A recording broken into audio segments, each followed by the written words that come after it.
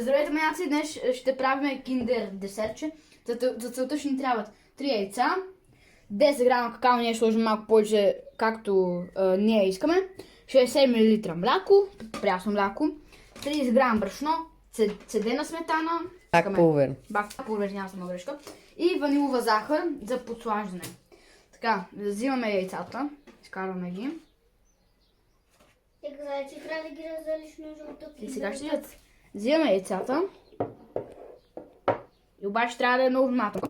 Да ги разделите. Равно. Така. Все внимателно. Трябва да се получи. Така, малко така. Така, и това вече гледам. Толкова. Така, това се чуи. Взимаме второ яйце и пак същата процедура. Обаче малко внимателно. Защото повече. Вижте малко. Така, което бавим до тук. А така малко бъл.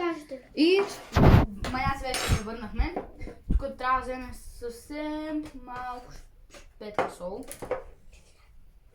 Щипка сол трябва да вземем, така. Съвсем малко, мъничко. Така, сега оставяме солта обратно.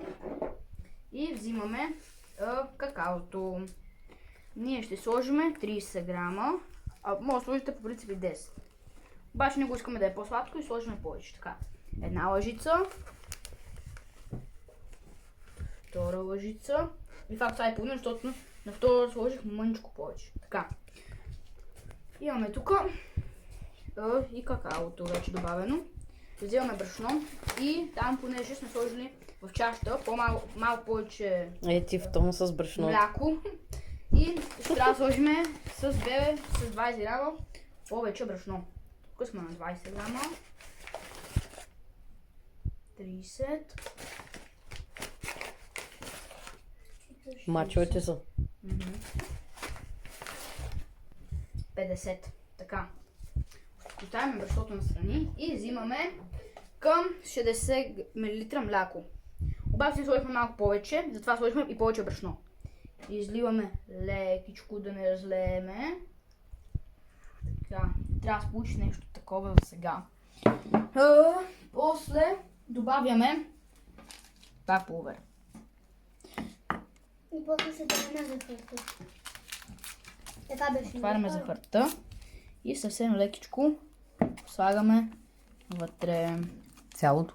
Да. Цялото. В принцип по 10 грама, но ние имаме 12 грама, както може да видите. И тези 2 грама няма да ги използваме сигурно. Ще използваме малко от захарта, ванилията. Така. Служи. Може би да стига. Служи. Цялото. Служи да има вкус. Цялото? Да. Добре, ние сложихме цялото така. Взимате бъркалката и почвате да бъркате.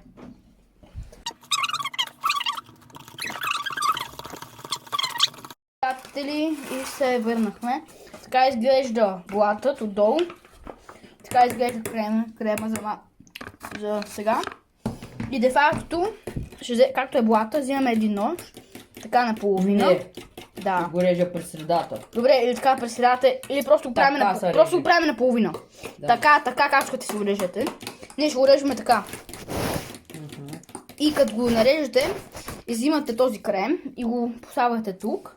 И с другата страна, която ви е останала, го захлюпвате отгоре.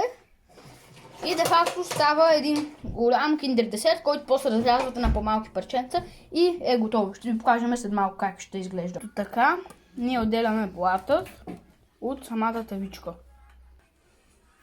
Ето, както може да видите, вече нанасяме крема, приятели. Отгоре трябва ли да давам? Ами, ако искаш, вече по принцип по наша воля. Тече. Няма нищо, той ще се изе. Текна. По-добре да е повече, отколкото по-малко. Така, нанасяме на половината блат, както може да видите. И сега, ако искате, може да си го сложите отгоре така. Приключи. Знаете защо не готвих? Защото аз казах на тротинетката Дай, покажи някакви. падна и се изчупих крака. Затова днеска не можах да готвя с бати. Горката Викчо за 1 юни. Какъв подарък. И за рождения ми ден това са. Така, който не слуша мама. Така.